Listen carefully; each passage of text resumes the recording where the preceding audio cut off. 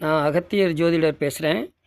இப்போ நீங்கள் பார்த்துக்கிட்டு இருக்கிற இந்த தேர் வந்து குளித்தலை ஐயர்மலை தேர்.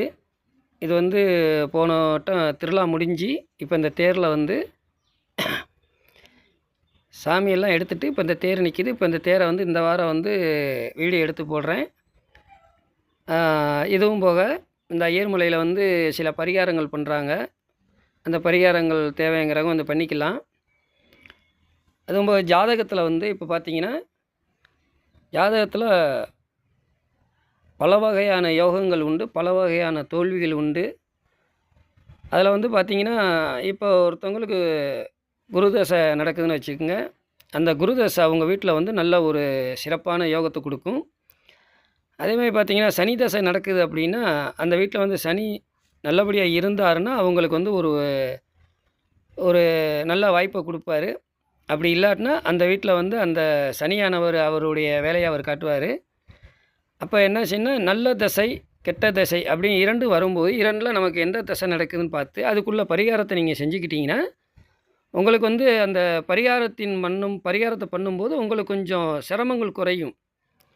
அப்படி இல்லை அப்படின்ட்டா நீங்கள் வந்து அந்த பரிகாரத்தை செய்யாமல் விட்டுட்டிங்கன்னா மேலும் மேலும் மேலும் மேலும் கஷ்டத்தை கொடுக்கும். அப்போ நல்ல தசை ஓடும்போது நம்ம பரிகாரத்துக்கு போகணுன்னு அவசியமே கிடையாது. அப்போ அந்த கெட்ட தசை ஓடும்போது பரிகாரத்துக்கு போய் ஆகணும். அப்போ அந்த பரிகாரத்துக்கு போகணும்னா நீங்கள் வந்து கோயிலில் போய் விளக்கு போடுறேன், வேண்டுதல் வைக்கிறேன் அப்படின்னிங்கன்னா உங்களுக்கு அது வந்து நிறைவு பெறாது. அப்போ இந்த பரிகாரத்தை வந்து நீங்கள் வந்து முறியடிக்கணும், இந்த இதை வந்து முறியடிக்கணும், இந்த திசையுடைய வேகத்தை முறியடிக்கணும் அப்படின்னா நீங்கள் வந்து ஹோமத்துக்கு போயிருங்க. ஹோமத்துக்கு போனீங்கன்னா உங்களுக்கு வந்து அந்த ஹோமத்தின் வாயிலாக ஒரு 50% உங்களுக்கு வந்து நிச்சயம் பலன் உண்டு.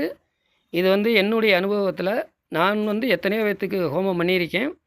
அந்த ஹோமத்தின் பலன் வந்து அவங்களுக்கு வந்து ஒரு சிறப்பை தரும். கண்டிப்பாக கஷ்டத்தை குறைச்சிடும், அவ்வளோதான். அதுவும் போக பார்த்திங்கன்னா இந்த திசை நடக்கிறது நம்ம வந்து நல்ல ஜாதகக்காரங்களை பார்த்து தெரிஞ்சுக்கிடணும். இப்போ ஒருத்தருக்கு வந்து திருமண யோகம் வருது அப்படின்னா குரு பார்வைக்கு வரும்போது திருமண யோகம் வருதுன்றாங்க. அது உண்மை தான். அதே இது பார்த்திங்கன்னா அவங்களுக்கு வந்து நல்ல புத்திகளும் ஓடணும். நல்ல தசை புத்திகள் ஓடிச்சுன்னா வேகமாக திருமணம் ஆகும். அதேமாதிரி அவங்க அந்த திருமண யோகம் வரும்போது ராகு கேது சனி இவங்க தலையிடுறாங்க அப்படின்னா அந்த திருமணம் தள்ளி போயிடும்.